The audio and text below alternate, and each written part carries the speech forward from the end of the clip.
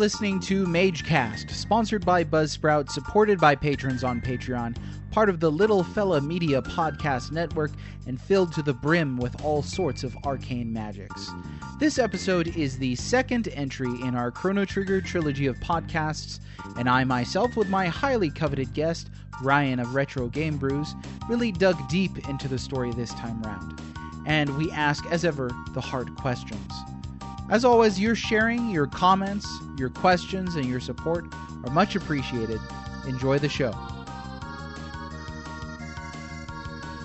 Hey there, Time Lords. This is Moses, the Trigger Warning Norton, a.k.a.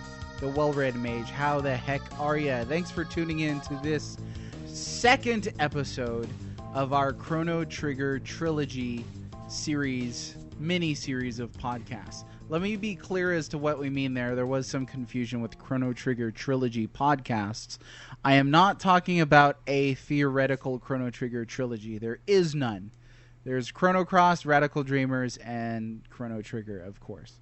Chrono Break, Chrono Resurrection, they don't exist. We'll talk about that a little bit later. But tonight I'm sitting down with Ryan, a.k.a. RetroGameBrews, podcaster, streamer, retro gamer, social media personality, internet sensation, man with a beard and a charming smile, a man who has the magnetic capacity to bring people together and have them duke it out brutally over retro games. RetroGameBrews, how are you? I'm doing great. That was a heck of an introduction. I don't know. Hey, I said I was going to wing it. Right? And I don't know if I'm going to be able to live up to the hype, man. That was insane. Well, I meant every word.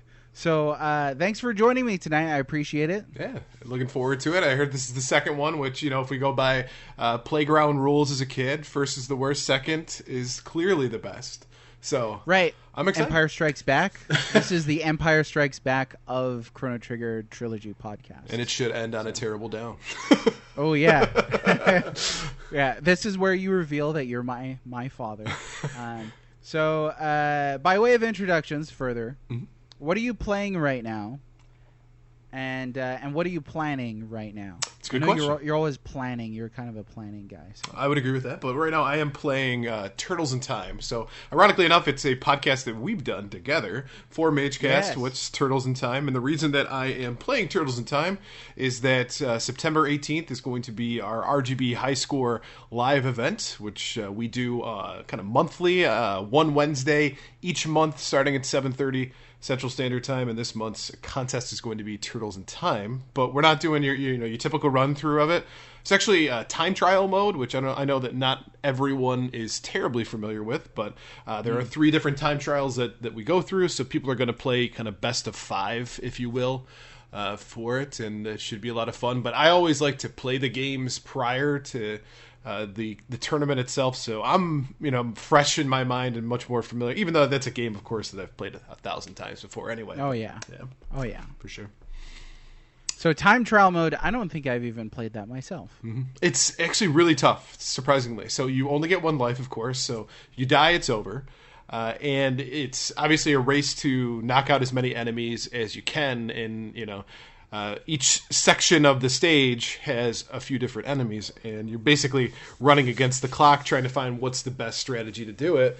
And sometimes it's pretty brutal. So you still have to fight the bosses? You don't. So what it does is, for example, so if you're talking about like Big Apple 3 AM, you play most of where the bad guys are. You won't play the entire map itself, but you'll play snippets of it. And then after that, it actually takes you to the Technodrome for 2 more fights. So kind of cool. Okay. Yeah. That's legit. Okay. So that's playing and planning. So we are coming up with a new podcast concept. Oh, yes. I almost choked on my water. but I already know what it is. Right? I just get excited. Well, you've been a part of 2 of those episodes so far. So without revealing a whole lot, we are coming up with a new video game / story related podcast. It's going to be a little bit shorter than the usual stuff that I've done in the past. So episodes are about, rough order of magnitude, about 30 minutes long. But it's a chance to tell some stories about what video game effects what effects video games have had on your life, and a chance to share that with good friends. Great. Yeah, and a very positive podcast concept, which is awesome. There's a lot of whining and nitpicking. Anyway, what else you got going on? Outside of that, it's just we are doing another RGB High Score live, or rather RGB High Score Season 3. So Genesis is coming up. It's a contest that we've done on Twitter. Actually started around this time last year. We did Nintendo Entertainment System, and in the springtime we did Super Nintendo, which was a roaring success, which I'm really happy about. And this season we're doing Genesis, and basically it's a weekly contest. So each week we announce a game. The idea is to try to get the highest score possible. You submit it through a post via Twitter, and you would be eligible for some crazy prizes. So, yeah, Sega. Are you getting the Sega Genesis Mini? Oh, absolutely. And in fact, it kicks off right after RGB High Score Live on the September 18th. Is going to be the first day in which Season 3 is available to play. So that's when basically the mini Genesis will be out. So I'm excited about that too. So, and we picked a lot of games that are going to be on that Genesis Mini. That's cool. That's cool. I would participate, but I'm not too familiar with Genesis games. But I did pre-order that Genesis Mini because I think that looks like it rocks. Right, like 42 games. Dude, yeah. And some games on there, I'm like, how did they get past the licensing on some of these? Like the Wily Wars, for example? Yeah. Mm-hmm. So that's super cool. I mean, a new Mega Man game to me, brand new. Never played it. So I'm definitely looking forward to that. Awesome. Sure. So there's plenty to look forward to, folks. RGB High Score Season 3. That's going to be cool. I participated in Season 2. Definitely check it out. Sometimes you might think, I don't really play competitively. I just play for fun. But you know what? There's an element of competitive play that is really enjoyable. So it was pretty new to me to play competitively in Season 2 for the Super Nintendo. But I found it highly enjoyable. It was great. And also, I'll add to it, if you submit one score, you'll be eligible for a prize pack. So you could win a random drawing just by submitting one score. Even if it's 1 point or it's 1 billion points, you might win something cool. Hey, so I'm probably going to do that then. All right, so tonight we're going to talk about, not on the Sega Genesis, but on the Super Nintendo, we're going to talk about Chrono Trigger, released in 1995 by Squaresoft. This is MageCast, episode 26, Trigger Warning. And that's the title and also a trigger warning, because we're going to say controversial things in this podcast about Chrono Trigger, I'm sure. Last time we always kind of start off with sort of memories and impressions, and I really wanted to capture yours.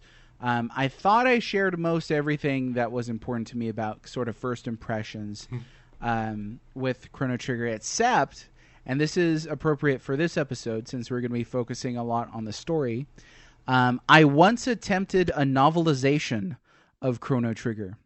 Really? On a typewriter. With yeah.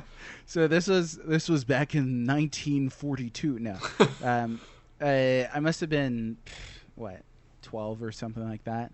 And I thought it would be really cool to do a novelization. I made it through the Millennial Fair to the Time Warp, and realized that it would be pretty dang hard to write a novel where the main character says nothing the whole time.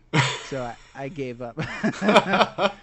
But maybe someday there'll be a well-read Mage novelization of Chrono Trigger.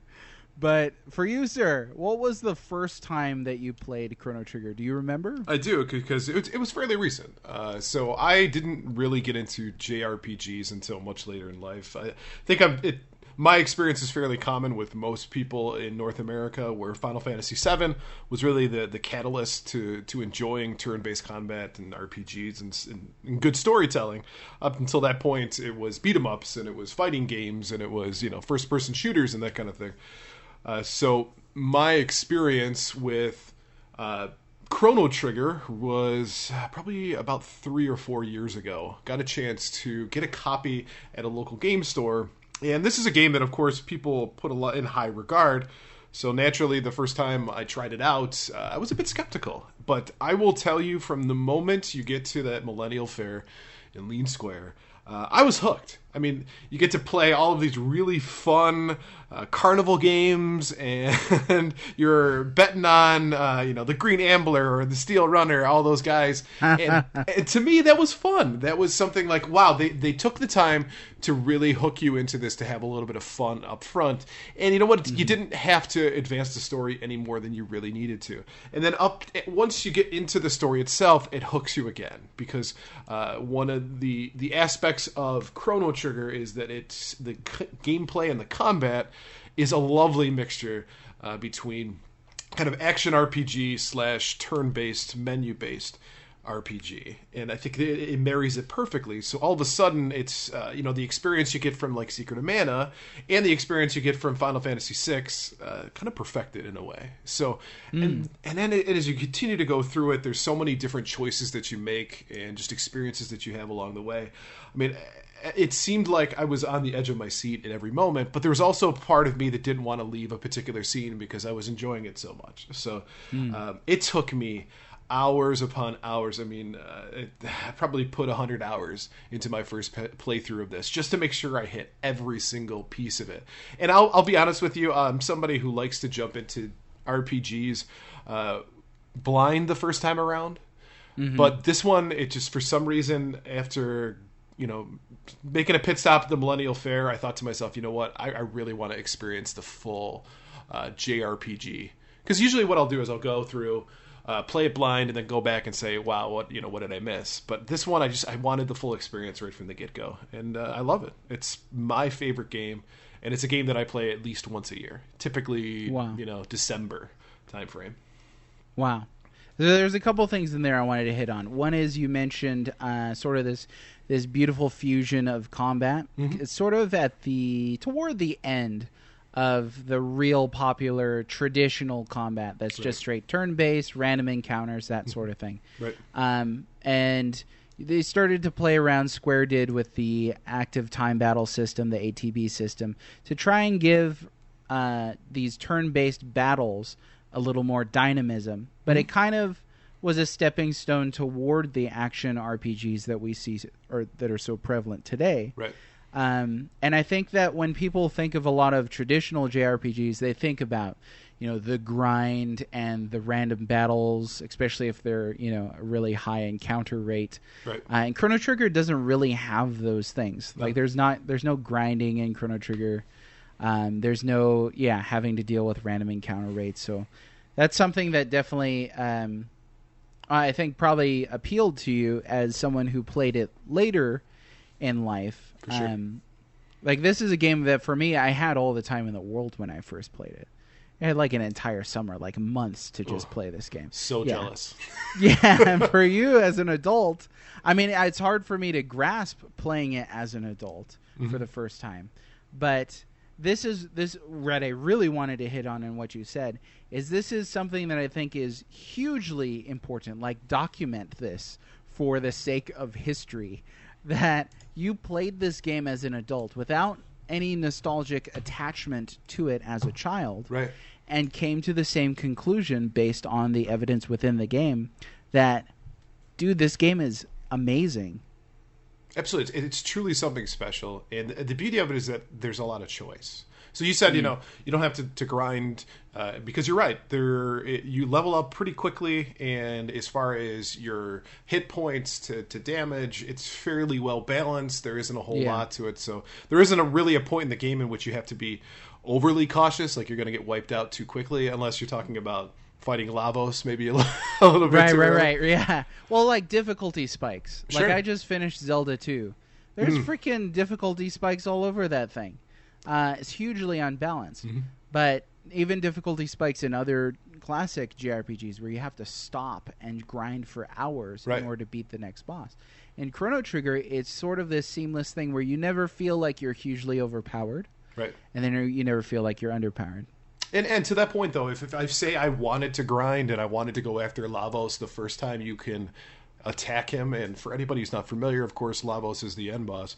But the first time you make it to the end of time, hashtag spoilers, you can fight him right away, right? Yeah. And if you wanted to, and I will admit I have done that, right?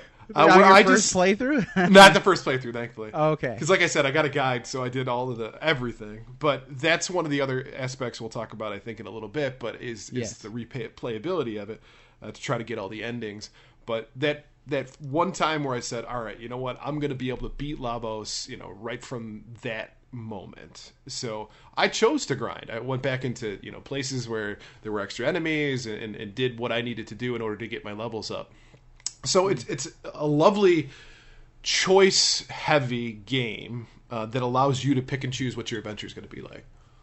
Yeah, and I think that player choice is real important. Mm-hmm. Sometimes you feel locked in by a game. That's not fun. We're at games of prison. Well, it's like Dragon Warrior, right? If you cross a bridge, good luck, right? And I've especially if you're not ready. I've never played a Dragon Warrior, so... You've never played Dragon Warrior? No. All right, so what I'll tell you this is if you're ever going to play Dragon Warrior, the first two you need to play on Game Boy. I think it's a Game Boy Color version because they've taken the immense amount of grinding that you need to do and scaled it back. By half. And just think about that. And in the same sense, you're still going to have to grind a crap ton. So take that into context. Okay. But I mean, if you like turn-based RPGs, there's a lot of fun in those too. But again, we'll kind of get a little bit off track in regards to Chrono Trigger. I think Chrono Trigger, of course, does it so much better. There isn't a moment where you're spending time just to spend time hitting the A button, getting through battles. There's some purpose to everything that you do. Yeah. So, since we are going to focus on story, this is a spoilers podcast. I like to remind listeners, every Magecast is technically a spoilers podcast. It didn't really have to say that for the Tetris episode, but for this story-heavy episode where we're going to be talking about Chrono Trigger's narrative, definitely spoiler-heavy. So, if you're listening, that's your warning right now. If you've never played this game before, please do play it for yourself. Enjoy everything it has to offer, then come back and listen to the episode. Real briefly, I just wanted to run down sort of the premise of the game so we don't have to do... For those who don't know, Lavos is this giant alien porcupine that's been festering in the heart of the earth. So basically, you've got these teenagers. They go to the Millennial Fair.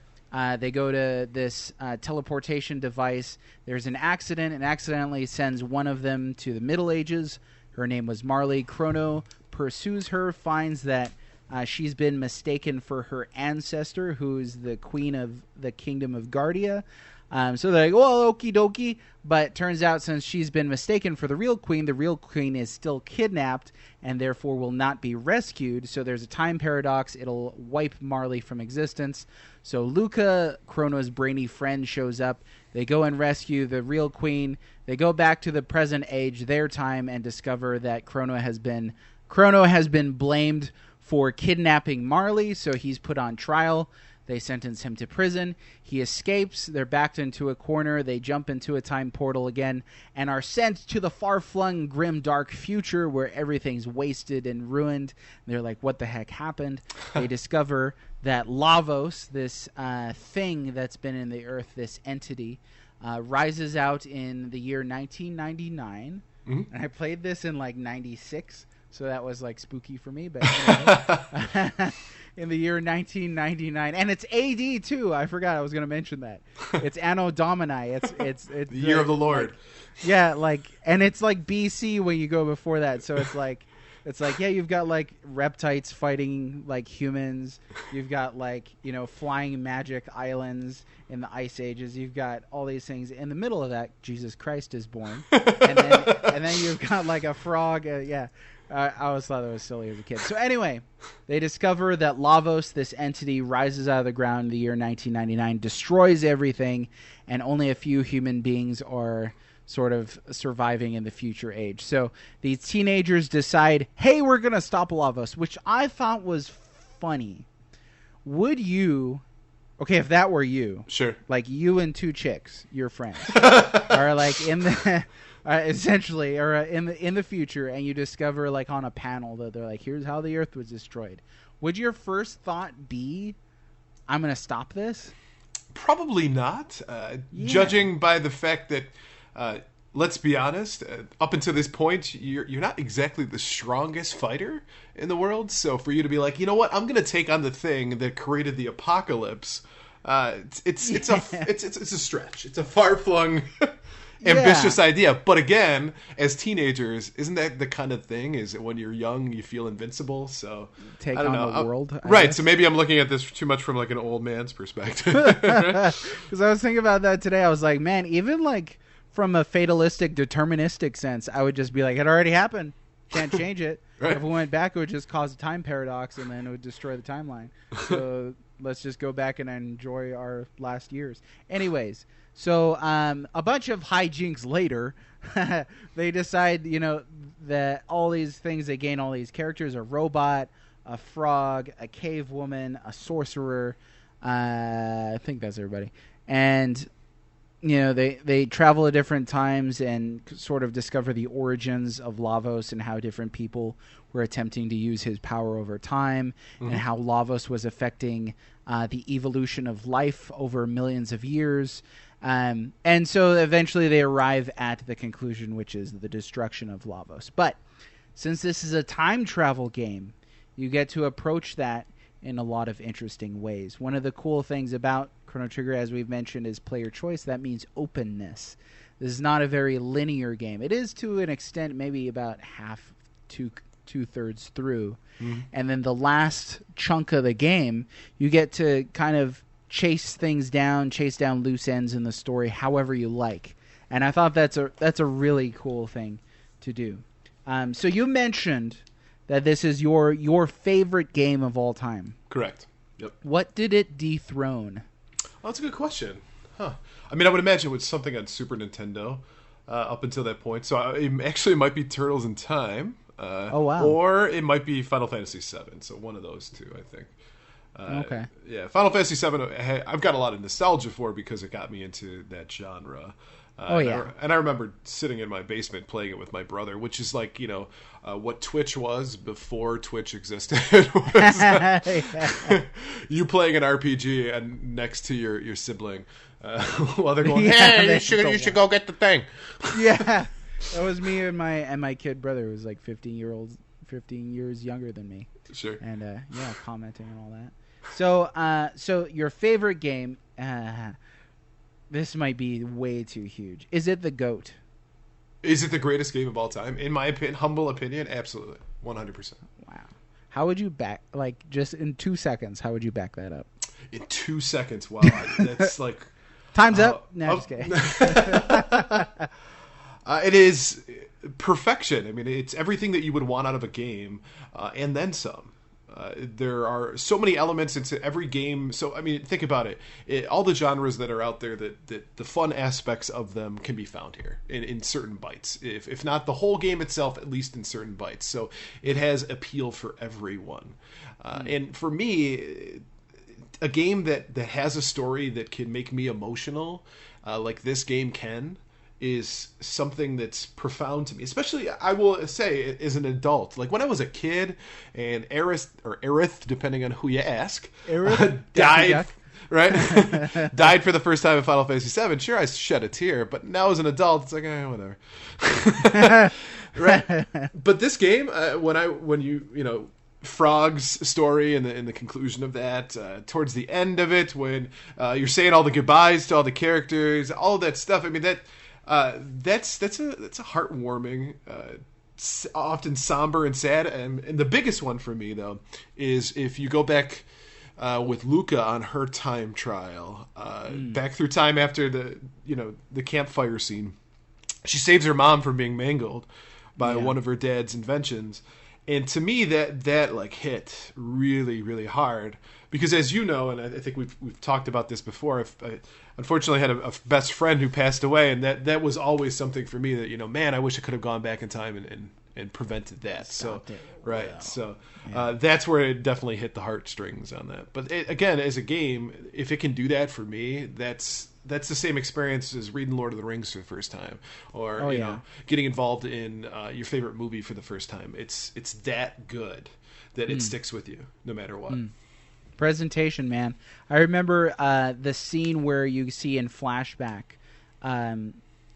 Glenn attempting to stop Magus and his cronies, and it's when he's cursed and turned into the frog. Right. But he's sort of struck by magic, stumbles off this cliff, falls into a pool at the bottom, and when the camera focuses down on him, you see that he's changed.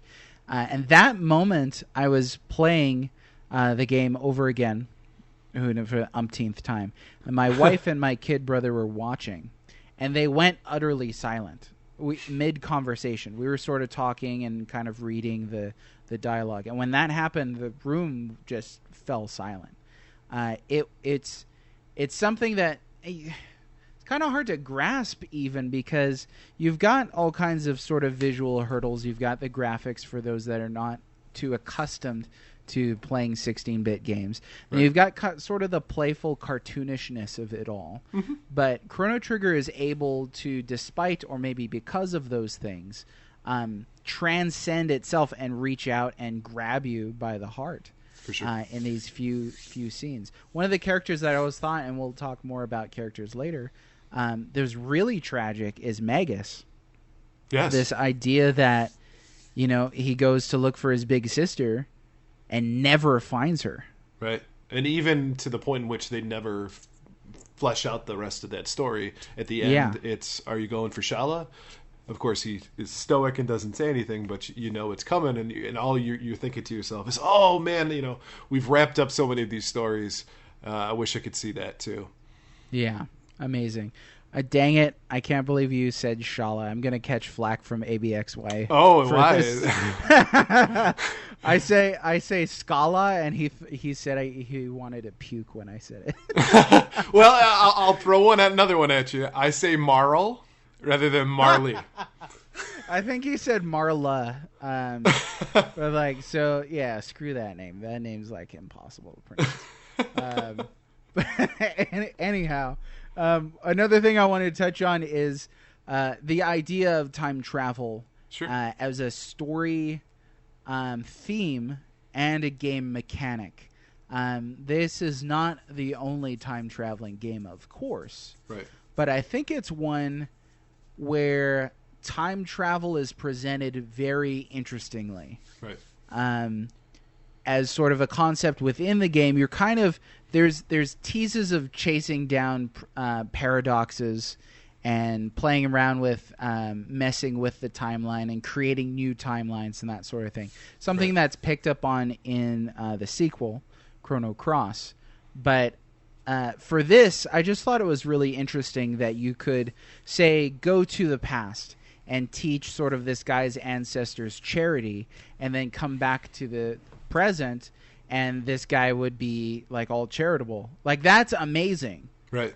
To think about in a genre typically in which there's a lot of stagnation. There might not be the best word, but where things sort of remain the same throughout the entire story. NPCs really don't change, that drastically as they do quite frequently in Chrono Trigger. Well, and I think that if you're going to use NPCs and that you're going to change in some capacity, it's going to be something that's quick to push the story along. Where it's because it's so constant and it requires you to be strategic about how you make decisions, that these NPCs actually have much more of a characterization than they do in most RPGs. Which I love. If you think about the Chancellor and the Mayor and all of those quirky guys that you're rooting against, but then you find out more of their story and then you become a fan, or you're rooting for it makes it so much more fleshed out. And it's stuffed full of amazing NPCs. Masa and Moon, Melchior, Gaspar, and Balthazar. Queen Zeal Scala or Shala, however you like to pronounce it.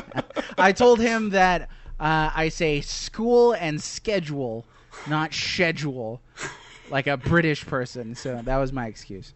But anyway, he wants to. Huitens.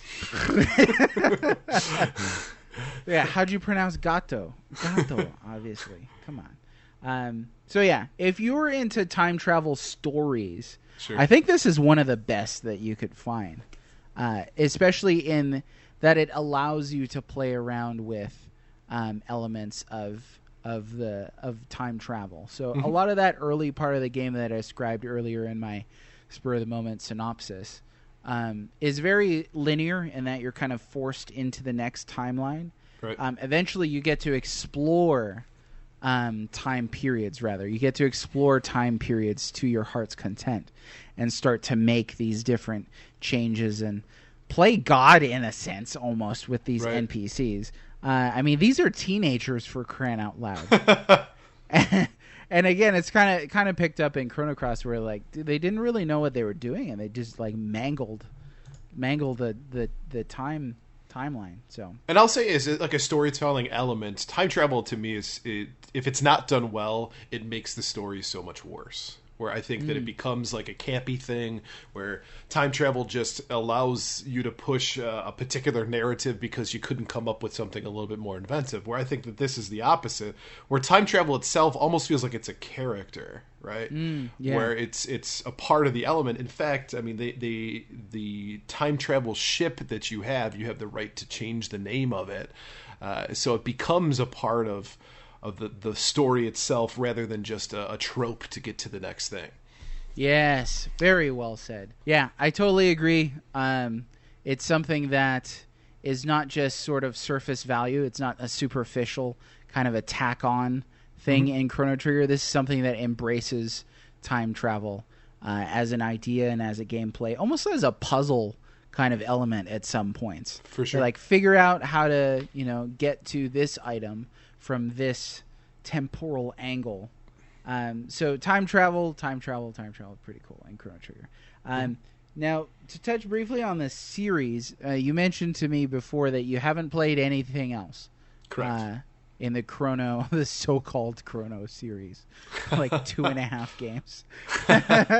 So Chrono Cross, I would definitely recommend to you to try it sometime. It's a good one? Yeah, it's not Chrono Trigger. Okay. Well, you have to get that out of the way. Gotcha. Nothing can be Chrono Trigger. We made a big to-do on the last episode about the Dream Team, the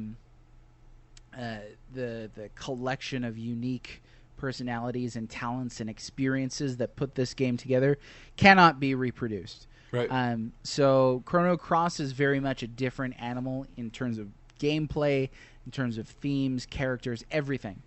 But it does tie up a lot of loose ends in Chrono Trigger. So Gotcha. that could be of interest to you. Okay. And it has an amazing soundtrack, incredible soundtrack, by same guy, Yasunori Mitsuda. So there's Chrono Cross, the direct sequel to Chrono Trigger. There is Radical Dreamers, which is a text-based adventure that was... Yeah. Have you heard of this before? Not at all. No, this is the first time. So if that's you as well listening and you've never heard of Radical Dreamers, you need to go to thewellreadmage.com and search Radical Dreamers. One of our mages, the regional exclusive mage, very appropriate name for this game, reviewed it. He managed to buy a fan translation cartridge and played it for himself on his Super Nintendo. Wow. So it is. It was Japan only, so far as I know. You can get fan translations, but it basically followed Surge, Kid, and Guile, or I think they call them Gil in Radical Dreamers, as they go and break into this mansion and try to find this treasure thing. So it does tie a little bit into Chrono Trigger. Gil is Magus, I believe, in Radical Dreamers under a different persona. Gotcha. So, yeah, if you want to kind of know what happened to Magus. But when you get to Chrono Cross is kind of an expansion of Radical Dreamers. the Radical Dreamer's story takes place right at the beginning of Chrono Cross. So Magus was supposed to, apparently, during development, he was supposed to be in Chrono Cross, and they were going to sort of resolve his story. But they wrote him out eventually because they wanted to focus on a plethora of characters. I think Chrono Cross has something like 40 playable characters. Wow. Yeah. Which, if that sounds like a problem, it is. So there's almost no way to make that many characters unique and playable. It's like Final Fantasy V, where they're just trying to throw as many characters in at any given time, and it just becomes this cluster F, if you know what I mean. Yeah. So some people like Chrono Cross, like the guy I'm going to be talking with, the amazing award-winning 16-bit dad. We're going to be talking about Chrono Cross. He prefers it over Chrono Trigger. Another friend of mine prefers it over Chrono Trigger as well. It's a different kind of game. So, anywho, but that is Chrono Cross. It's a very fascinating idea. You do kind of get to find out what happens to Scala as well, and what happens to Lavos. So, yeah, worth playing. Now, there were also going to be, at some point in time, there was going to be a game called Chrono Resurrection, which... have you heard of that before? No. To me, if it wasn't Chrono Trigger, I don't know if I've... Yeah, right? Okay. And best time in finding out. I definitely want to ask you here, too. So, Chrono Resurrection, I believe, was supposed to be a fan-made 3D remake of Chrono Trigger. So sort of like the jump from 16-bit to Super Nintendo to the N64 type thing. It's an interesting idea. There's some assets you can look up out there on Google, Chrono Resurrection, and they look cool. They look beautiful. It's interesting to see these characters in 3D. But of course, Square slapped a huge, cease and desist on that. So there is no Chrono Resurrection. Another theoretical game that I don't know how far was being worked on or what, was called Chrono Break, which would have been a third game in this tiny series. But that as well was shut down. So with the idea of a sequel, and I think you already hinted at your answer, but what do you think? Will we ever see another Chrono game? Do we want to see another Chrono game? I mean, with the resurgence of all of these old games getting remakes or reskins, that kind of thing, I think that it's possible. I mean, they already did the 3DS version where they upped the graphics on this. So, is it possible? Certainly. And so we're talking about new game, absolutely, right. like a new sequel. Would you be excited for that if tomorrow they were like, dude, Chrono Trigger Shattered Memories #64 is coming out? So, 64. You got me Chrono Triggered. Trigger warning. Go ahead. And for those of you who are not in on the joke, I'm no fan of our 64-bit Nintendo console, but you can judge me. That's fine. It's my opinion. I get why some people like it, and it's just not for me. That's all. But nonetheless, for me, I'll give you an analogy here. Okay. I grew up with the VHS tapes of Star Wars, and I remember watching them religiously time after time after time as a kid. And then I remember being super excited for Episode 1, The Phantom Menace, as a kid. And in fact, I went to a birthday party that was at the theater when they were playing it. And that was the biggest letdown for me as a kid, because it just didn't have the same feeling. It didn't invoke the same emotions. And yeah, sure, it might be nostalgia, but I don't know if I necessarily have nostalgia for Chrono Trigger. All things considered, I played it, a number of years ago for the first time. But to me, it's difficult to bring back that same experience. It's the same thing if you read a series of books and then you go on to the future adaptations of it. It's just something about it, it's difficult to catch the same magic twice. Now, if that's possible, that would be great, but I'm not going to be the person who buys it day one. I'm going to have a natural kind of healthy skepticism about that. And you know what? Would that put me in a place where maybe I would have some, I don't know, opportunity cost or FOMO, if you will?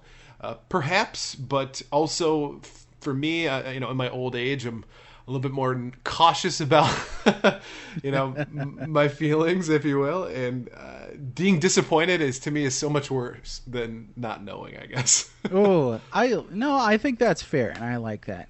Yeah, knowing that it's a disappointing reality versus it just not existing. Mm-hmm. Yeah, non-existence might be preferable there. Ignorance is bliss. Yeah, I think I'm with you there. Considering how different Cross is to Trigger, at this point, and they came out much closer together in time. At this point, if there was a new game, this is decades removed. Right. Guarantee that a third Chrono game would not be like Cross or Trigger at this point. Even if you could manage to get, Hironobu Sakaguchi and Yuri Horii and Akira Toriyama and Yasunori Mitsuda and all these people together again to form this dream team, they're different people now. Right. They've gained 20 years of experience, 25 years of experience since. So, yeah, I'd also be pretty skeptical. I don't think that we need sequels for everything. I agree. There's kind of I like to say sequelitis. It's almost like jumping the shark, where you add a character to save a franchise. You add a game to save a franchise. Chrono Trigger and Chrono Cross are both great games, and I think that they can remain great games in a closed circuit and in a closed universe, and there needs to be no future intervention. Now, like you started off your answer with, we are seeing a lot of remasters and remakes. I would be down for a remaster, maybe even a remake, as long as it's not like a rehaul and they decide to release it in episodes over the course of 10,000 years and charge you full price for each episode, and add to the original story. Anyways, if it was just, a straight up remaster, I'd be down for that. That'd be pretty cool. Yeah, so I think it'd be fun to see it from a different perspective. Yeah. Now, what system did you play this on? Did you play on Super Nintendo? Oh yeah. That's a great version. I never played it on DS, but apparently there's extra content in DS that kind of ties it to Cross. I'd like to experience that, but I'm not going to play it on no DS and cramp my giant hands up. So, yeah, seeing that would be pretty cool. But let us know, listeners, if you would like a future Chrono series entry. What would you even call it? Chrono Shattered, Chrono Break. I don't know. They try to go for like a breaking up the timeline thing, I think. So, let's jump, before we jump into characters, let's jump across the timelines. Do you have a favorite timeline? Favorite era? I'm going to say, what's the term? They've got different names for it. It's 12,000. So that's antiquity. Antiquity. I like that. 12,000 BC. There's a nice contrast between, the earthbound folks and those who live in the sky. And I think visually it's very beautiful. Oh, yeah. And I also kind of like the idea behind it where it brings in the concept of, say, a corrupt leader who, is kind of the absolute power corrupts absolutely, that kind of thing. And to me, it contains a lot of story elements to it. You find out a lot more about Magus during there. There's sections about the timeline. Labos itself is much more of a prevalent, scary character throughout the entire thing, and so there's a lot of elements to it that I really like. And if you just want to go by visual appeal, I also think it's definitely the prettiest. The game. The Kingdom of Zeal, in Antiquity. Sure. So it was 65 million BC prehistory, 12,000 BC antiquity, 600 AD the Middle Ages, 1000 AD the present, and 1999 the apocalypse. 2300 AD in the future. Thank goodness we're not there yet, or I'd be anxious all over again. And infinity, the end of time. The end of time might be my favorite time period, because I really like the Kingdom of Zeal. That's my favorite part in the game, but I don't exactly like mucking around in the dirt with all of the barbarians at the bottom, in the Ice Age. But the end of time has like this elegant Victorian London kind of quality with the old man standing under the lamppost. There's nothing there, so it's not like it's like a huge world. It's more like a hub, right. Where you can jump to the other time periods. But it's just to me, it's just a fascinating idea. Like, what is the end of time? Obviously, there's still like, progression of events there, so it's not really the end of time. Mm-hmm. But maybe it's a time after which nothing significant could ever happen again. Which is like psychologically horrifying. But what I really like about antiquity, though, and I was thinking about this today, is there's a lot of sort of like Roman Empire vibes there to me.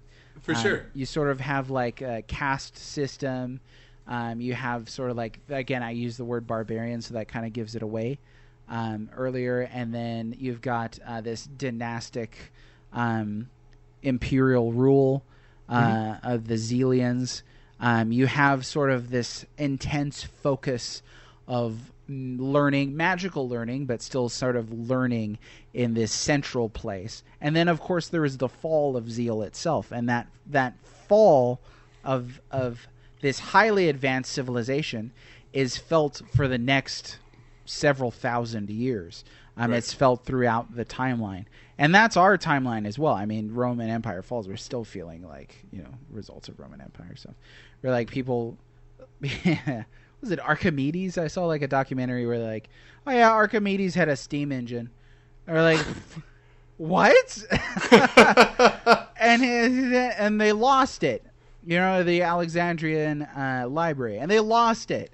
And then like only now we're like, oh yeah, electricity? Wow, So stuff like that. I just think there's a lot of really cool things. But all the timelines, one of the things that's really cool about this game is all the different timelines and how different they are from each other. For sure. But you still kind of get a sense of the evolution of things that take forever, not just biology, but civilizations and topography, geography.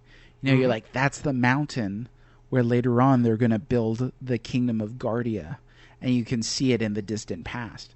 So, Very cool stuff. Mm-hmm. But the big draw, of course, is the characters. The characters. So I definitely wanted to run through the playable characters here with you.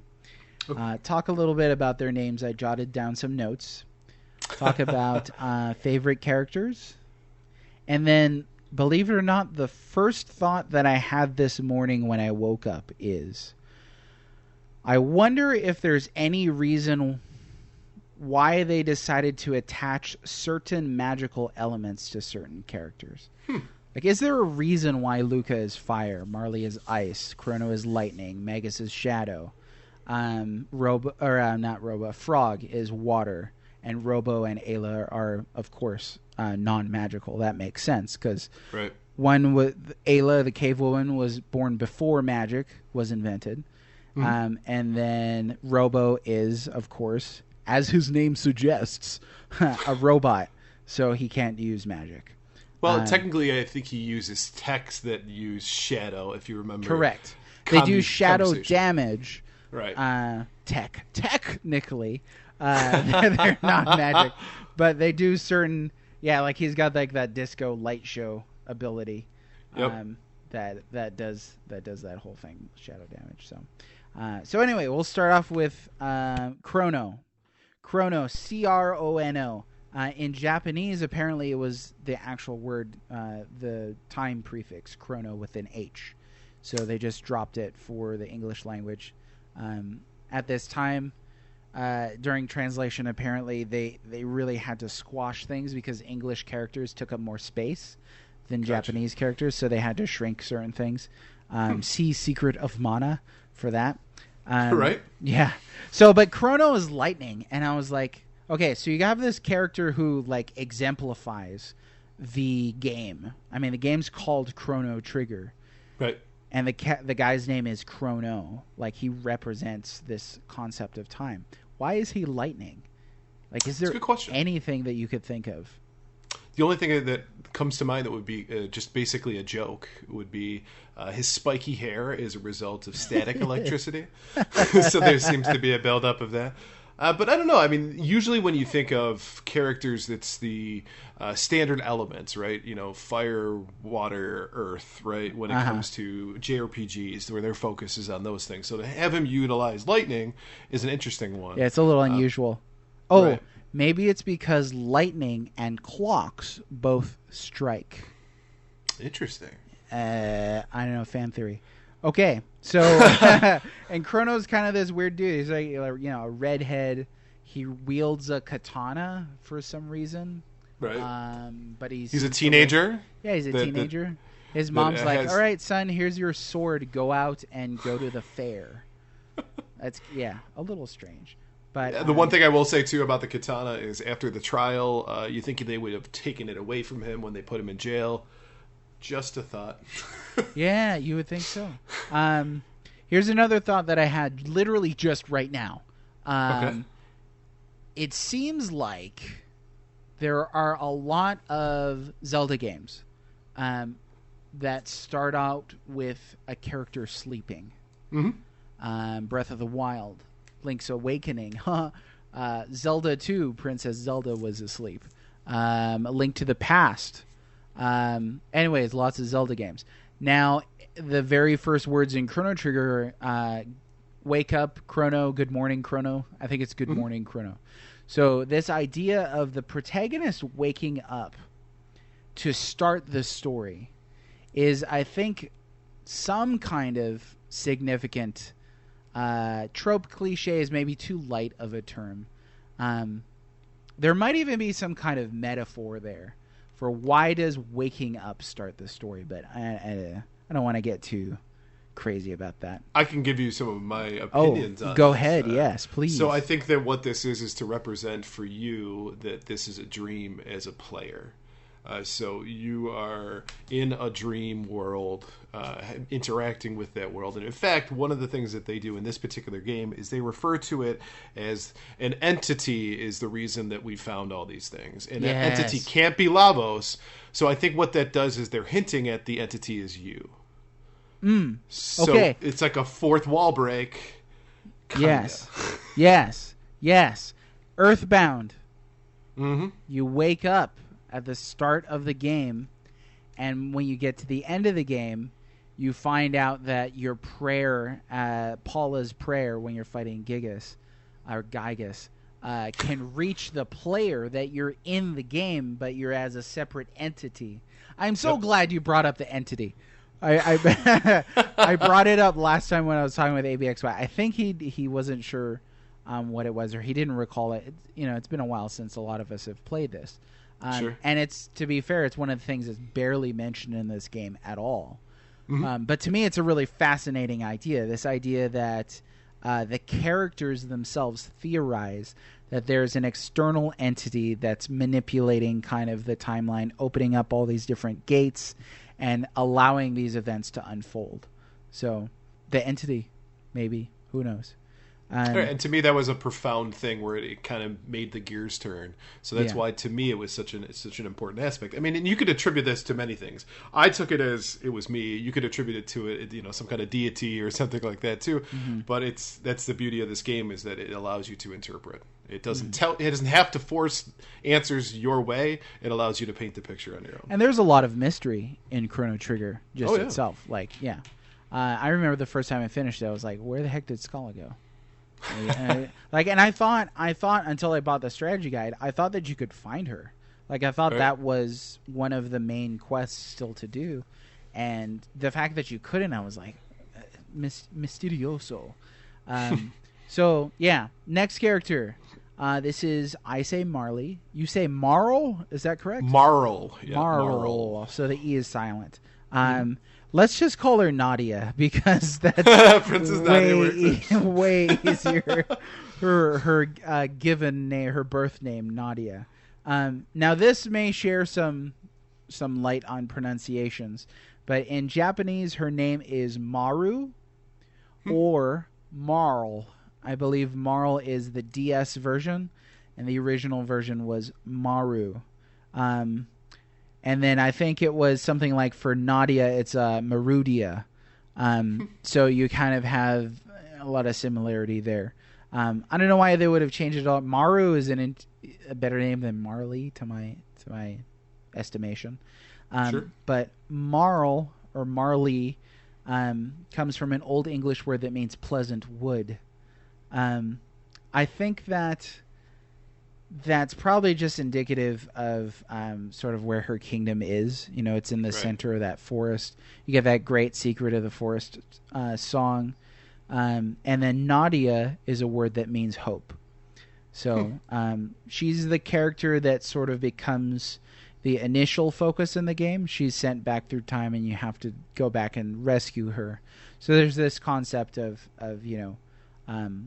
having hope that you're going to save her and that sort of thing. So she is ice, though, is her element. And honestly, I came up with that question. Why the elements? I have no idea. Ice? Why? Right, and the funny part is you've already got a character that uses water, so you got Frog, who's already there. And ice is just a representation of it. It's still basically water, right? Right. So it's the same attacks. It's just one's frozen, one's in a different state of matter. Yeah. They should have had Robo be Steam, and you would have had the whole collection.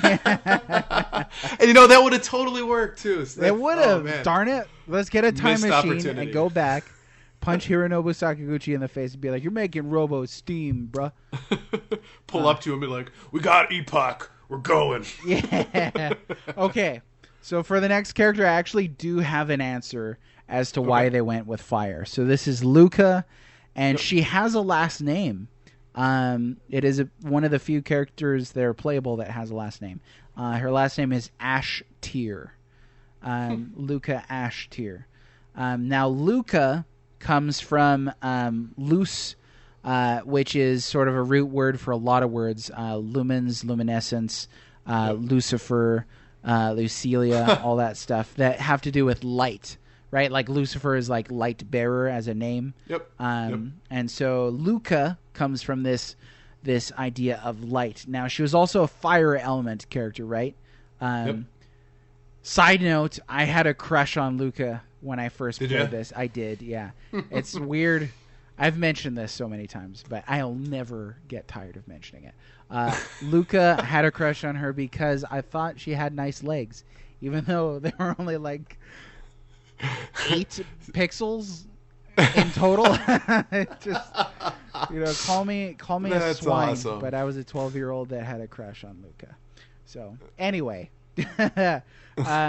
so this idea of light, light obviously reveals and darkness conceals. So light has been portrayed as this idea of learning, right? Enlightened. Is to learn or to educate or to have things revealed to you. She's obviously a very learned character. But then you also have fire. Fire, I think, has historically been depicted in literature as sort of the origins of science. You can't have civilization. You can't have science without fire. So I think the combination of those two things, obviously fire gives off light. But light and fire in Luca. She's a great character. One of my favorite characters in this game. Yeah, absolutely. Yeah, I love Luca. Ash Tier kind of makes you think again the fire thing and the whole thing that happened with her mother that she is later able to. I was just about to say, that obviously is a call to the fact that her mom's in a wheelchair, right? Mm-hmm. Yeah, and that you find out later, of course, that it was a result of an accident. But yeah.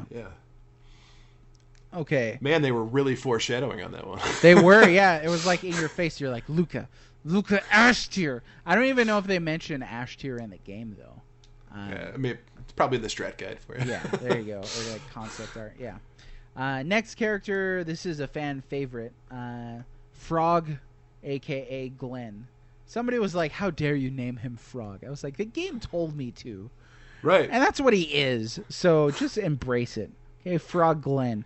In Japanese, his name was Keru, which is apparently a play on words in Japanese. It can mean both frog and to change or to transform. So there's a play on words there.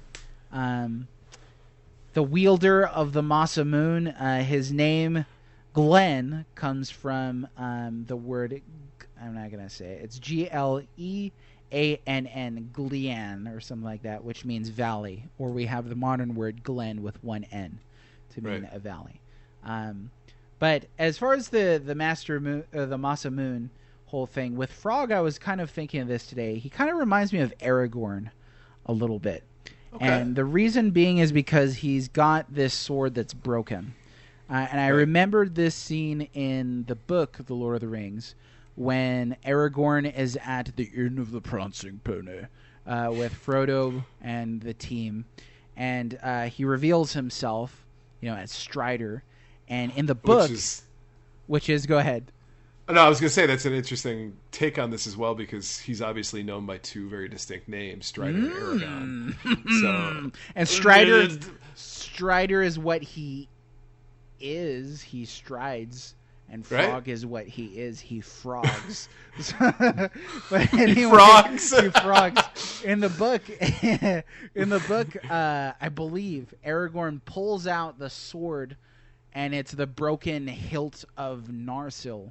The shards of Narsil? Yeah, yes. And so he just pulls out in front of Frodo. Obviously, they didn't do... I think Peter Jackson said, we didn't do this for the movie because that would be comical.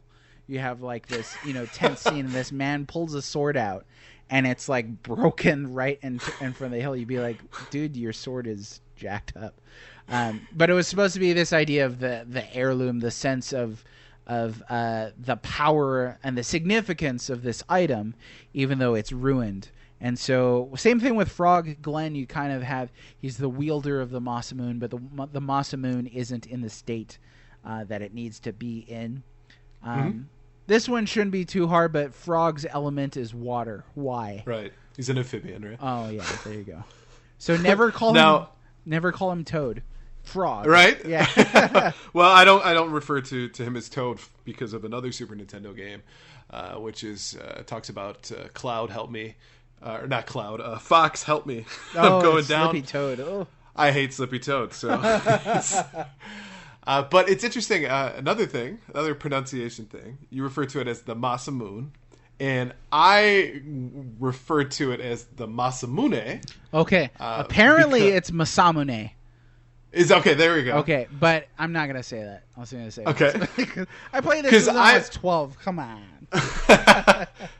I was more familiar with the concept because of the ancient Japanese sword maker that's really well known. Now, I'm not great at pronunciation, but I always referred to it as Masamune. Yeah. So that's interesting. Yeah. Now I'm pretty sure that's how it's pronounced, because moon as like UNE is one sound is I think more of a Western linguist idea than Japanese. But I think it's Masamune.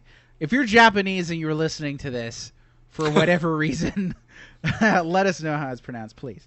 But yeah, water. He's a frog. Okay? Right. There you go.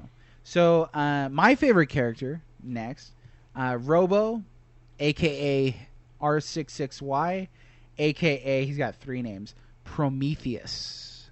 Yes. Obviously, they could not name him Prometheus because I think you had like a 5-character limit for character names. So, but yeah, named Prometheus. You remember Prometheus from Greek class? Oh yeah, and took an entire class on Greek mythology. So Prometheus and I are good friends. Oh, nice. Yeah. So the dude that was like, "Hey, Zeus, fire is cool, and I'm gonna steal it for humanity." And correct me if I'm wrong. He got punished, right? Oh yeah, and he got, like had to eat strapped to a rock yes. for a while. Yeah, yeah, and had his entrails eaten out, or it was his liver or something like that, eaten out. Yeah, by crows every day. Yeah. That's like straight up. Screw Zeus, man. Zeus was a jerk. He's just like yucking around, gallivanting as a heifer with like nymphs and human women all the time, cheating on his wife. And then some guy's like, hey, I took your fire. And he's like, I'm going to torment you for an indefinite period of time. Yeah. Like, what a punk. Anyways.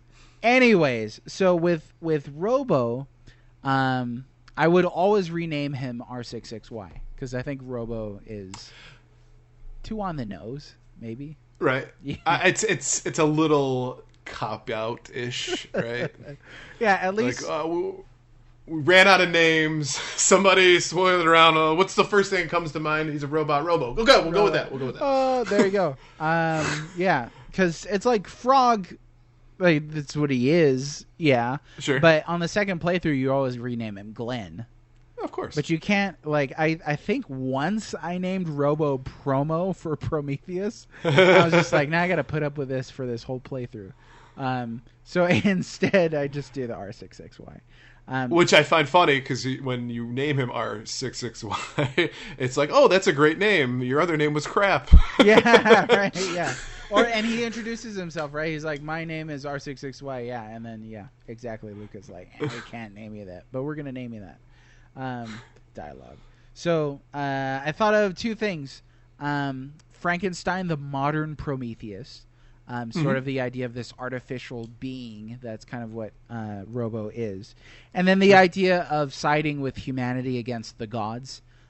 Robo sides with the teenagers against Lavos, against his own race, the other robots, against the Mother Brain. You find out later on Mother Brain is this futuristic entity that wants to wipe out all humanity. And Robo's like, girl, ain't gonna happen. Because I'm Prometheus, stole the fire. Dude, stole the fire. This just dawned on me. 2 seconds. Okay, he stole the fire. Luca is the fire. He stole Luca's heart. Because, again, Luca and Robo are tight throughout this game. For sure. Yeah, okay. Except at the end where she just, well, she cries, right? But, yeah, I guess Yeah, at first because she's like, he has to go back to his old time. And then she starts to cry, but yeah, you're right. Yeah. She definitely she loves this inanimate object. Oh, yeah, she was in his head, dude. Like literally tinkering around with it. Like that kind of intimate tinkering around with his brains, his circuits, does not happen with any other. Closest thing to a love story in this game. What were you gonna say? No, and I said that with Robo's character, I like it a lot because it speaks to, I think, when you were younger, growing up, being a part of traditions and things like that. And then, we all, I think, go through a similar experience where we decide to either stay with a path or change. And I think a lot of us make that decision to maybe go against tradition or go against what is expected of you because you feel it's though it's right or it represents you as a person more. And it's profound to me that's what this robot does. Even though, I mean, it's a great way for you to introduce a bunch of combat, and I think that's what it's a part of. Yeah. But later on in the game, when his girlfriend shows up, what's her name? Is it Atropos? Atropos, yes. Something like that. Right. She shows up, and her memory has been wiped, and he has to fight her in order for her to better understand. Then he ends up like killing her, basically. But right. Hashtag spoilers. Yeah, that's what. Somebody's like, they ruined Atropos for me. But again, to me, that's hit home really, really well. And the same thing with there's certain aspects of other characters, like Glenn, for example. The name even talks about his deepness in there and the experiences that you have as a kid, standing up to what's right or standing up to somebody who may be threatening you. So I think all of these characters have a lot more to their story than face value, but Robo resonates with me quite a bit. Yeah, definitely with me. That's the reason why he's my favorite. He is a pariah. He's an outcast. He is somebody who chooses to do the right thing even though nobody else from his kind chooses to do the same thing. So far that he even has to fight his own kind in order to do what's right. To save an Earth that, from his perspective, is already destroyed. I mean, who cares? And, well, yeah, that's too big of a question. If they defeated Lavos in the past, does Robo cease to exist? Who knows? It's a tough one. They tell you what happens to Prometheus and Cross, but Not going to get into that. That's some confusing crap right there. Okay, next you've got Ayla. In Japanese, E-I-R-A. Era, something like that. Well, in Japanese, R's and L's are different sound. It's like a rolled L, but yes. Yeah. Era. In her language, Ayla means I fire. I thought that was interesting because it's sort of self-realization, self-identification, the start of intellect and self-awareness. And she's the earliest. She's from the earliest human race that you encounter. So other than that, I didn't come across any etymology for her name. And as we know, she also has no magical capabilities. Do you have any thoughts on Ayla? Interesting character. For one, it's hilarious to watch somebody stream the dialogue that she has, because it's obviously broken English, right? Yeah. It's very much caveman talk. But I like her in the sense that all right, Glenn is me nowadays, Robo is me in my teen years, and Ayla is me when I think I was young. Right, when you know the world was your oyster, and maybe you were a little bit more aggressive than you needed to be at times, but it's still like almost like an optimistic view, right? Where she's always under the impression that she's going to beat the reptites, and she's always under the impression that things are going to go well. And in fact, even when things are going badly, she doesn't really react to it. She's just like, "Oh, you sad? That's not good." Yeah, right. Right. It's almost like pure innocence. Right.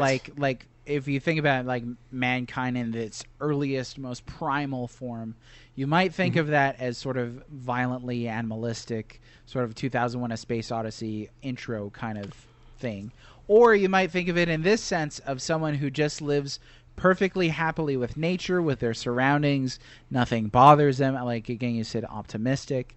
I like that they made all the different characters sort of speak slightly differently from different timelines, that is, So. Yep.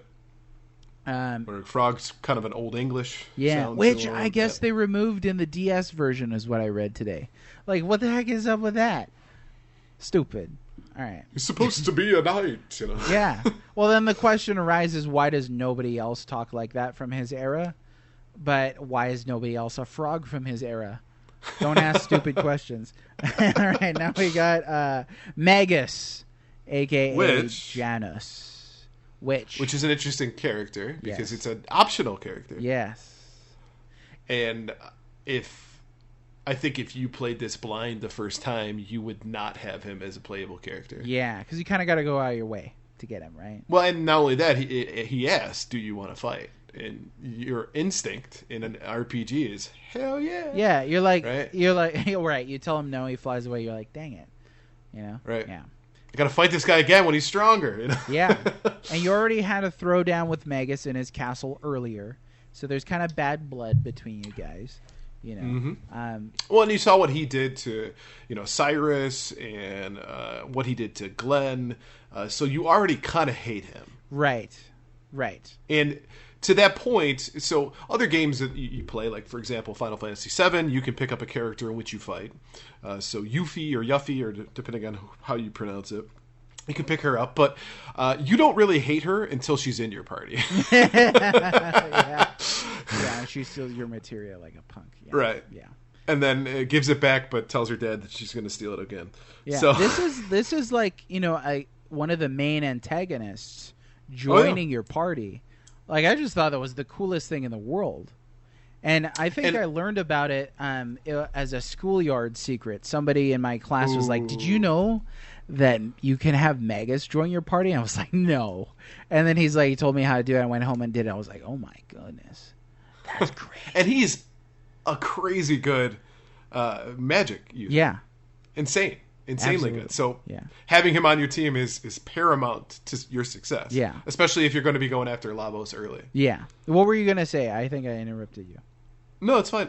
So one of the things I'll say too is that there are other Squaresoft games as well that allow you to take on a big time main antagonist, like Final Fantasy IV. You pick up Golbez because you find out that he's possessed by the evil entity of Zimorvis or whatever the heck it is, and just for lack of a better pronunciation. Yeah. Sneeze in a tissue, that's how they came up with right, basically. Right. But again, it's you forgive him because he was possessed by this thing. Where Magus, you get to understand him a little better. Right. Definitely. And showing the player him when he was young as Janus, sort of this sheltered, but very bratty royal child, aloof and all that sort of thing. But somebody who had experienced tragic loss in the past, they make him a sympathetic villain, essentially. Right. But I think they do it in the right way, where they present him as the villain first. And I was talking to somebody who was saying that, when I played it, I thought the game was over when you fight Magus. I thought he was the last boss in Magus Castle. I was just like, going in blind, you might think that.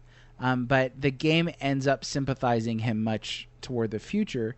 And so you kind of get a better understanding of who he is, what he's been through, what he wants as far as vengeance and finding his sister again. But Magus comes from the word magi, of course, magic. And then Janus, another Greek or Roman, I think Janus was, god of time, beginnings, and gates. So very, very, very appropriate name. For sure. Janus, I think, was also a double-faced god, a god of two faces, one that looked toward the past and then one toward the future. And so you definitely have that in Magus as somebody who comes from a different timeline than when you first encounter him in the Middle Ages. He's actually from antiquity. So Magus, of course, used shadow magic. Really not a stretch to imagine why. He's sort of the dark arts sorcerer. He wields a scythe, for crying out loud. Come on. So, obviously. Let's see. And to expand upon kind of the things that we've been talking about, kind of the deeper end to it, I think that he's an example of, as an adult, a lot of times we take a look at our hidden assumptions and realize that we're wrong. And it's okay to say that you made a mistake about someone. I don't know how many times I run into that on a personal basis, where you run into somebody at first and your first impression of them is that they're not somebody you want to be around. And then you get to know someone and it's like, man, I wish I would have gotten to know this person sooner, or at least understood them. Mutual understanding is great as far as people. People aren't usually always as black and white as the sorcerer in the tower trying to destroy the world. So, but this actually brings up a question that we got from the sometimes vaguely philosophical mage, aka Chris from Overthinkery, who asked, "Is Magus wrong or evil at any point?" What do you think? So I think that if you're going to go philosophical, because vaguely is philosophical, I think that the idea of evil is a perception. So in Magus's mind, I don't think that he ever believed what he was doing was evil. I think that what he was doing was to try to justify an end any way possible, and that he was doing what was right in order to achieve those means. Yeah.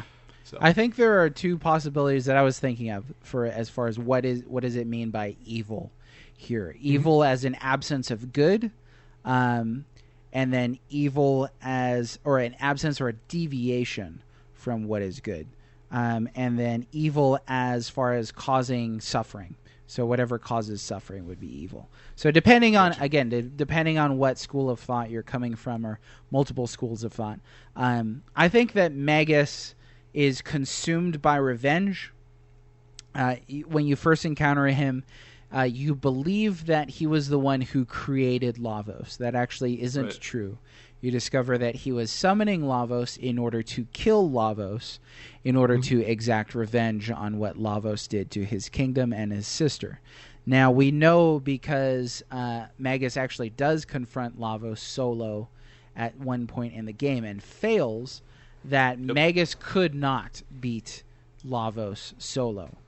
So he is summoning an immense power that he can't control at the risk of causing immense suffering in his own time and causing his own self-harm because he's blinded by vengeance. I think that is evil.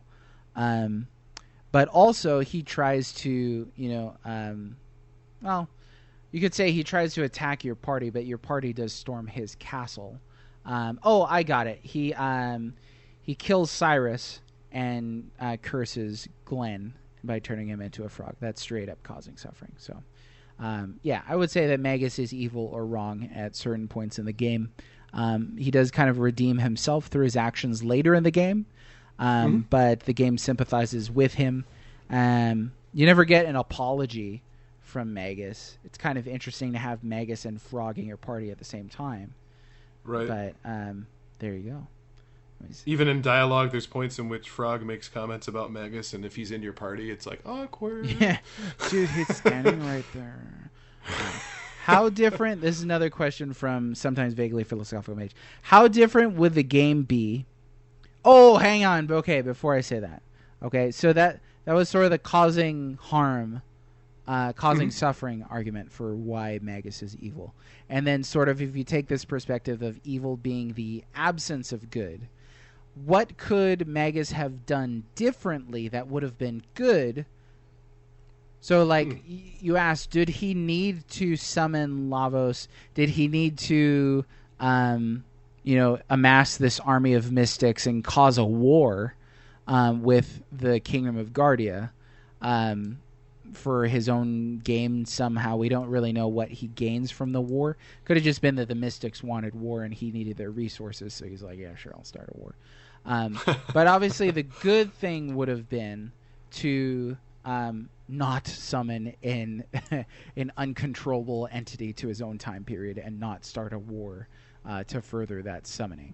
The good thing would have been to sort of come to grips with his tragedy and learn to, help prevent it in the future, or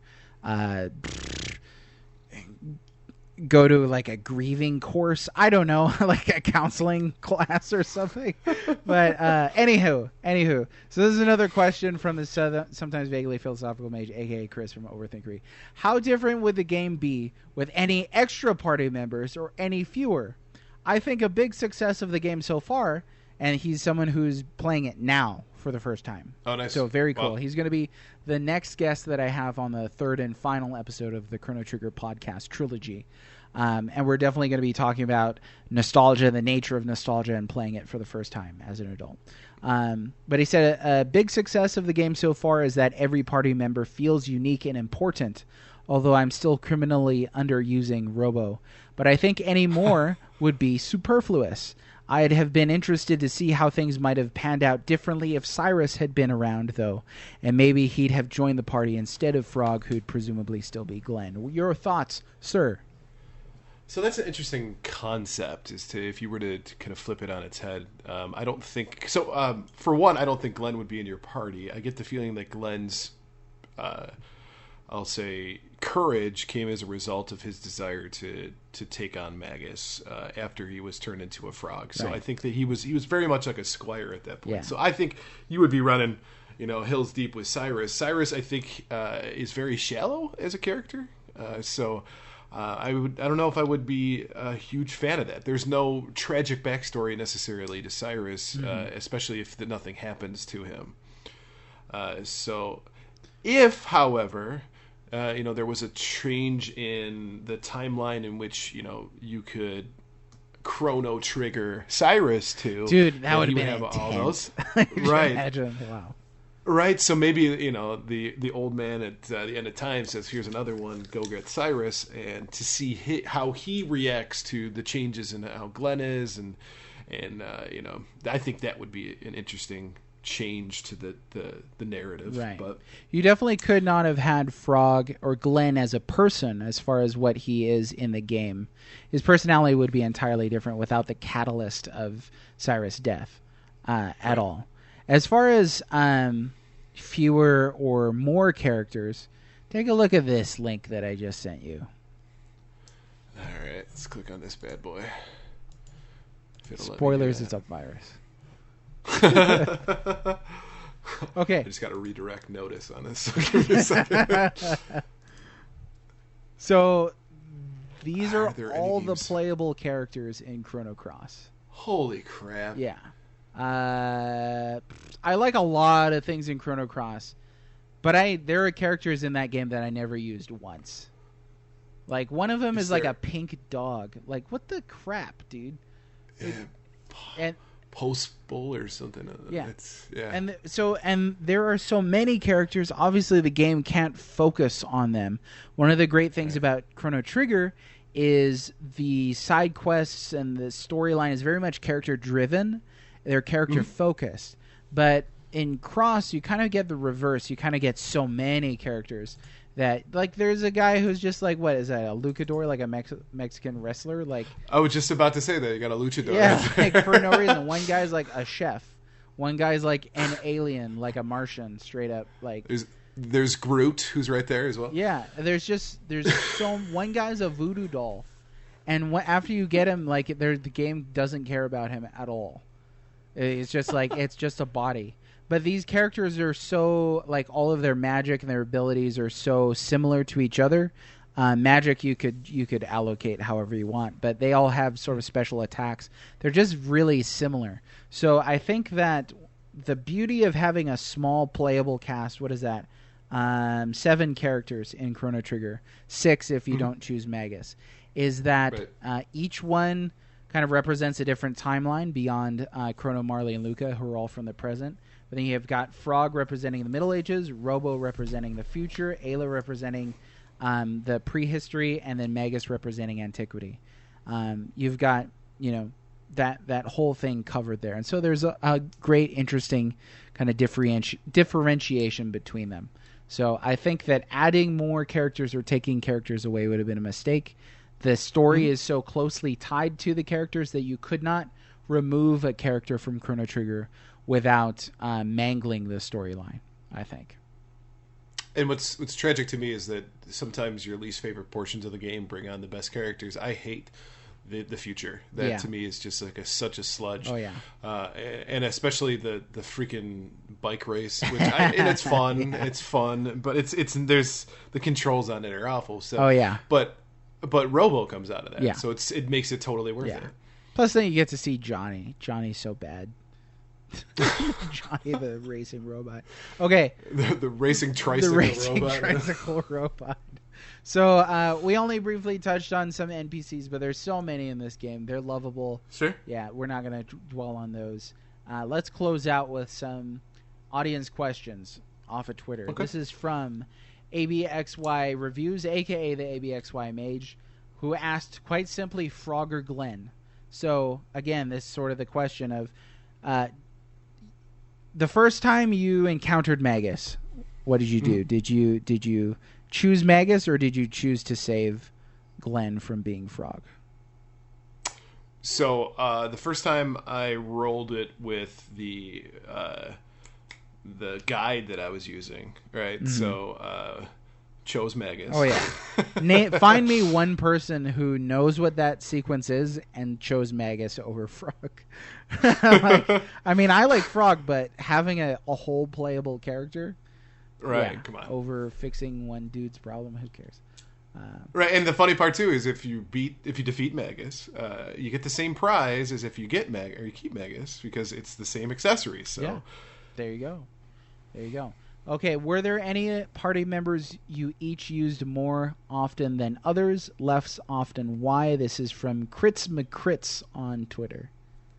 So for me, my usual party was typically Chrono, Frog, and Merle. Okay. All right. And so what I would do is utilize Chrono, of course, for his awesome tech abilities and his legit magic. Same with Frog, but Frog actually had especially earlier on in the game, Ice Water is a really cheap tech that does a lot of damage to all characters. So it was a great combo. And in fact, I don't know if you want to talk about the techs today too, but obviously Princess Nadia. There you go. Right? She's your healer. So for me, that's like if you're playing your typical RPG, those are your 3 best options. Yeah. Yep. For me, but go ahead. No. I would say my end party is always Magus, Chrono, Frog. Oh yeah, Magus. Gotta use Magus. My end party was probably Robo Magus Chrono. I think after Chrono bites the bullet, you could switch him out, right? Oh, yeah. Yeah. Yep. So I might have done that. But I remember playing around a lot with the characters.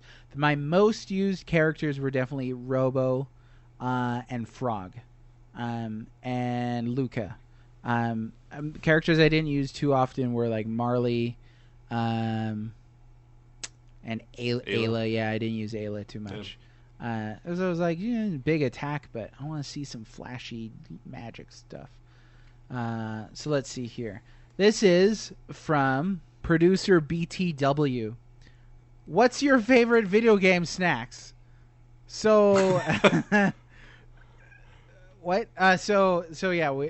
Let's not do real life snacks because nobody cares about that. Of course. I don't even snack when I game anyway because I don't want my controllers to get filthy. So that's not that. You and I are in the same boat. Do you snack in real life when you? No, okay. no, absolutely not. Yeah, of course not. 'Cause you're not an animal. So just kidding. Just kidding. Like somebody writes me a nasty email for that. Anyways, so favorite in-game snack.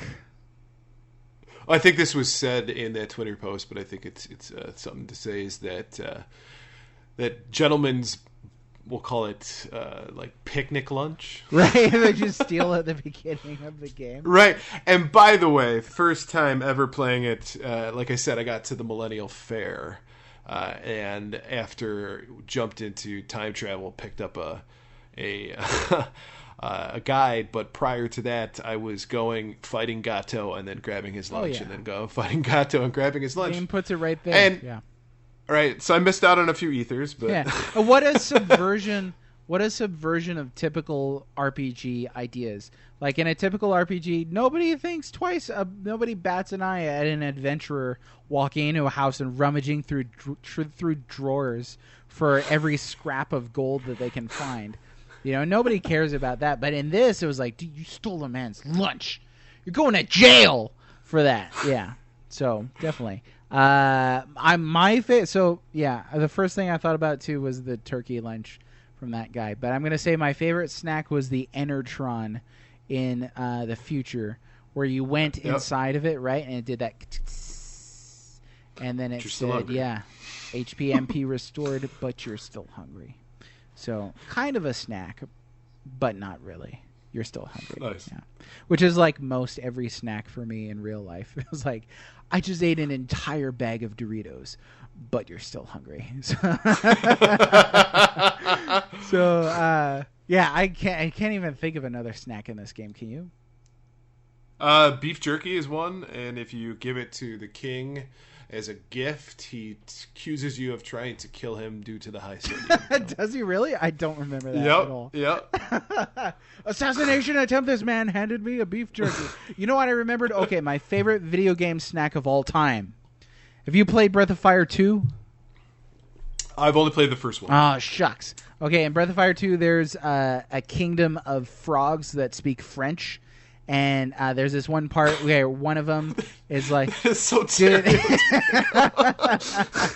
JRPGs don't play. So so you get somebody in your party who's a frog, and he's like, I'm the frog prince, monsieur. We go down to Simefort. I will give you the frog tour. And so you go down there, and it turns out he is an imposter. So they throw him in jail, and you're like, well, crap, I was just adventuring around with all this. And then the prince that's there is like, kindly leave. But this is a short story, I swear. But your party member's sister comes out and is like, he's the real guy. Here's what we're going to do. We're going to challenge the imposter prince to a cook-off, and you guys are going to help the real prince, your party member, show that he's the real one by cooking because he's an amazing cook. But since they're frogs, they cook like giant worms and like disgusting, like a roach salad. But the creme de la creme, monsieur, is the golden fly pudding, the gold fly pudding, which to my young mind was not disgusting, was actually like heavenly. think. Like, to me, it did like a golden pudding. I don't care if there's a fly in it. Like, just the concept of a gold pudding. So anyway, that's my favorite video game snack. The gold pudding from Breath of Fire 2. So long story for a pointless ending. I apologize. Love it. And by the way, BTW is part of Coin Boys. I don't know if you're familiar with them. Yes. But, yes. So shout out to that you for the podcast. question. You folks do good work. Also here with Coin Boys attachment. This is from Sanity Crypto. How many times did you New Game Plus? Ooh. Did you get all the endings or something like what? 13 endings, 14 endings? Yeah, I think there's 13 in total. I'll be honest with you. Most of them do not equal the payoff if that's all you're going for. Mm-hmm. But I don't mind playing through the game because it's a spectacular game. Yeah. So whatever. But I mean, there's countless times that I've done New Game Plus. So I mean, I wish I could put a number on it. I don't think I've seen every single ending, but I've seen most of them. And like the highlights for me are Frog goes on a murder quest. Luca and Princess Nadia have like a hot or not slideshow. Where that's they talk about all the Chrono talks, right? Right. Yeah. That's weird. And so, but they go through the whole thing where they're like, and by the way, they think Cyrus is a devilishly handsome fellow. Oh, who wouldn't? Dude's name is Cyrus. Come on. And Toma as well, I think, is a hottie. But that was the adventure, the treasure hunter, Toma. Yes. Yeah. What a putz. I don't know. All I remember is his mustache. That's all I remember. So. And then, of course, the Dream Team. Oh, the Dream Team. That's the ultimate one, right? That's if you can beat Lavos with just Chrono. Right. Yeah, right at the beginning. That's an amazing. I'm talking to Hironobu Sakaguchi right now. I'm talking to Nobuo. And by the way, if you go through all of the timelines and stuff, there's somebody who goes, "Hey, wouldn't Chrono Trigger 2 be awesome?" Way to disappoint. Yeah. So yeah, with the whole time travel thing that we mentioned at the beginning, really cool idea. And this is the game that invented the New Game Plus as a named concept. But it's perfect for this game because you can play it through, but you can finish the game at so many different intervals. It's not a game that's super linear where you have to go from start to finish. So it's much less of a drag than some New Game Plus games that came after where you have to do the whole thing over again. And you're like, okay, if I have to go through the Thunder Plains one more time, I'm going to throw up in my mouth. And then, yeah. Okay, last question here. Would you trust anyone to remake a modern version of Chrono Trigger? Again, from Sanity Crypto. Last question. Ooh. Would you trust anybody? I mean, I'll bring it back to what I said before about, redos and remakes and furthers portions of the story. I've seen authors who have tried to expand out in their universe and do a terrible job with it. So when it's your own baby and you can't do it well, I don't know. Yeah. To me, it just wouldn't be worth it. Don't George Lucas Chrono Trigger. Exactly. Yeah, that's exactly what I thought of that. Yeah, I mean, honestly, if tomorrow we woke up and it was like Hironobu Sakaguchi, out of retirement from his convalescent home, joins forces with Nobuo Uematsu and all these other dudes that made Chrono Trigger to make Chrono Trigger Chrono Shattered or whatever you're going to call it, I would be like, I'm pretty excited about that. But definitely with a heavy dose of skepticism. Skepticism is good. Always be skeptical. Well, I think we're at the end of time, and there's nothing here. Nice. Thank you. Well done. I wrote that down at the start. Just kidding. So thanks for joining me, sir. It was a pleasure to have you on, Ryan. As always, great talking with you. Indeed. Where can our listeners find you? They can find me at Twitter at RetroGameBrews. You can find me on Twitch, twitch.tv/RetroGameBrews. And I'm also a beer mage on thewellreadmage.com. But you're still hungry. Well, that's it for MageCast. The spell is wearing off. But stick around for a promo about another show I know you'd just love. I hope you enjoyed this episode as much as I did.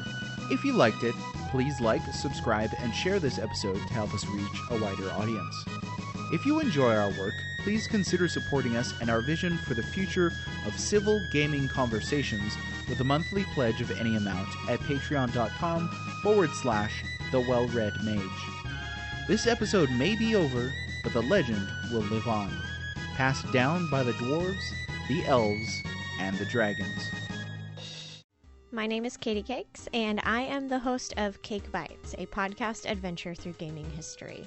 I am just inviting you to come along with me on that journey while I interview people who have worked in and around the industry for the last 30 plus years to learn about their experiences and their perspectives, to learn more about an industry that is continuously evolving. I hope you guys will join me every 2 weeks when I release a new episode of the show on all major podcasting platforms. You can learn more about the show at cakebites.com.